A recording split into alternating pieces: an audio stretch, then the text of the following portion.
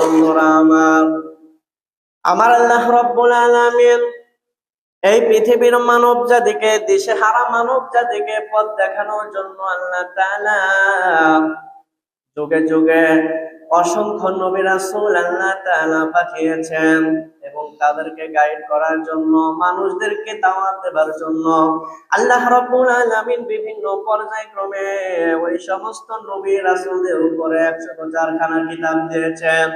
তার মধ্যে সর্বশ্রেষ্ঠ এবং সর্বশেষ যে কিতাব, সেই কিতাবের নাম হলো কোরআন। আল্লাহ রাব্বুল আলামিন পবিত্র কোরআনুল কারীম সূরা বাকারার শুরুর দিকে এই কোরআন সম্পর্কে আল্লাহ তাআলা বলে দেন, আলিফ লাম মিম যালিকাল কিতাবু লা রাইবা ফীহি হুদাল লিল মুত্তাকিন। আল্লাহু আকবার। মুসলমান ভাইরা আমার, বন্ধুরা আমার, সূরা বাকারার প্রথম আয়াতে আল্লাহ রাব্বুল আলামিন বললেন আলিফ লাম মিম। এই আলিফ লাম মিম এগুলোর নাম হলো হরফে মুকাত্তাআত। এই হরফে মুকাত্তাআত সম্পর্কে সমগ্র তাফসীর কারক যত তাফসীর কিতাব আছে, আল্লামা ইমাদউদ্দিন ইবনে কাসির রাহিমাহুল্লাহ তার তাফসীরে ইবনে কাসিরের মধ্যে, আল্লামা জারির ইবনে তাবারি তার তাফসীরে তাবারির মধ্যে, এছাড়া তাফসীরে বাইজাবির মধ্যে আল্লামা কাজী নাসিরউদ্দিন বাইজাবি রাহিমাহুল্লাহ, তাফসীরে মাযহারের মধ্যে আল্লামা কাজী সানাউল্লাহ পানিপতি রাহিমাহুল্লাহ, তাফসীরে কুরতুবীর মধ্যে আল্লামা কুরতুবী রাহিমাহুল্লাহ এই আলিফ লাম মিম সম্পর্কে সব তাফসীর বিশারদ একটাই মতামত দিয়েছেন, আল্লাহু আ'লামু বিমুরাদিহি বিহি। প্রত্যেকটা তাফসীর কারক এই আলিফ লাম মিম সহ বিভিন্ন জায়গায় আছে হামিম, কোন জায়গায় আছে কাফ ইয়া আইন সাদ, এরকম যে হরফে মুকাত্তাআত গুলো রয়েছে এগুলো সম্পর্কে সব তাফসীর বিশারদ একই মতামত দিয়েছেন। এইগুলো দ্বারা উদ্দেশ্য কি, এটা আল্লাহ ছাড়া আর কেউ জানে না। আল্লাহু আকবার। 2 নম্বর আয়াতের মধ্যে আল্লাহ তাআলা বলেন, যালিকাল কিতাবু লা রাইবা ফীহি হুদাল লিল মুত্তাকিন।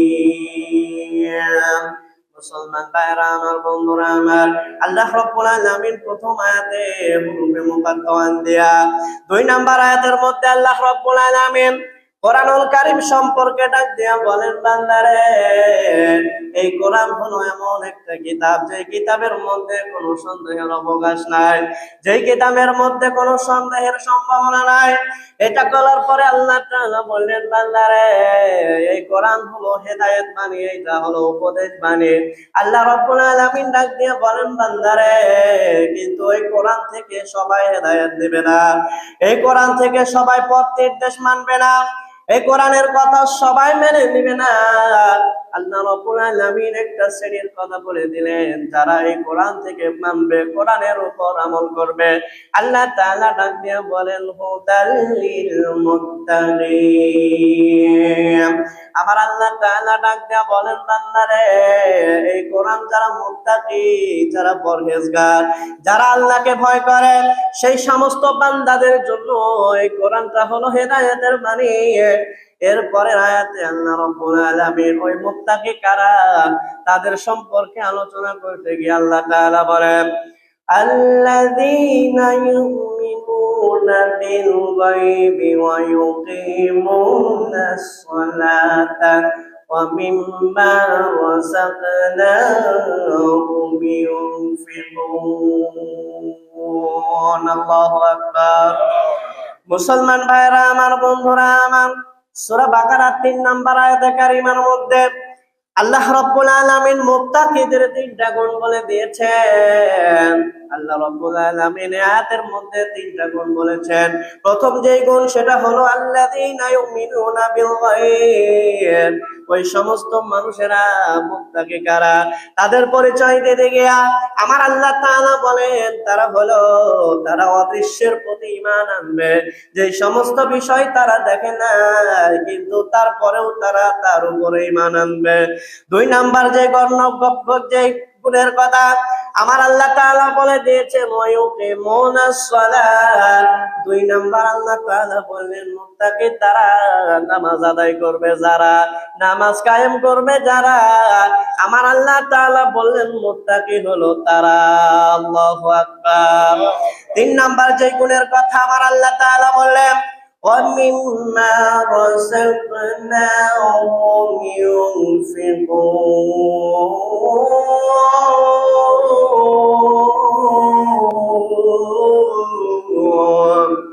মুসলমান ভাইরা আমার, বন্ধুরা আমার, মুত্তাকিদের তৃতীয় যে গুণের কথা আমার আল্লাহ তাআলা কোরআনুল কারীমের মধ্যে ডাক দিয়া বললেন বান্দারে মুত্তাকি তো হলো তারা, আমি যাদেরকে সম্পদ দিয়েছি, যাদেরকে আমি অর্থ সম্পদের মালিক বানাইছি, আমি যাদেরকে বিত্তবান বানাইছি রে বান্দা, আমি তাদেরকে রিজিক হিসাবে অন্যের উপরে যাদেরকে প্রাধান্য দিয়েছি, আল্লাহ তাআলা বলে ওই সম্পদ থেকে যারা আল্লাহর রাহে ব্যয় করে।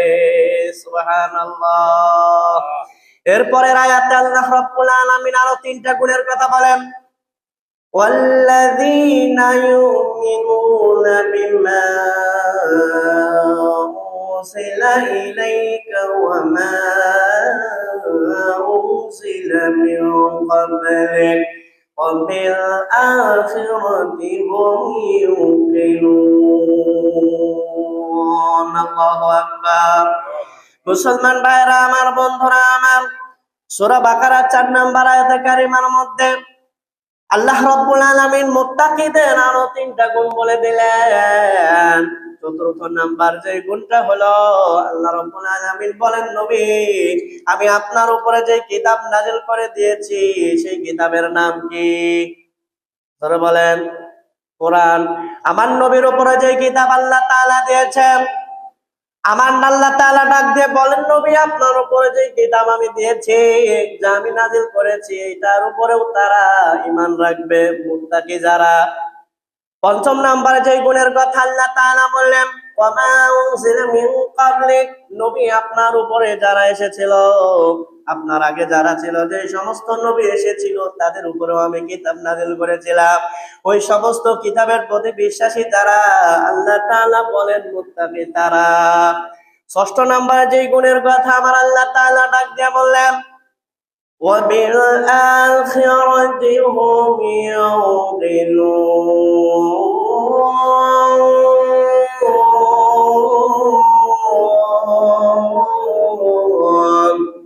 6 নম্বরে যে গুণের কথা আমার আল্লাহ তাআলা জানা দিলেন নবী গো, এই কোরআনের মাধ্যমে আপনি জানা দেন মুত্তাকি হলো তারা, আখিরাতের প্রতি নিশ্চিত বিশ্বাসী যারা।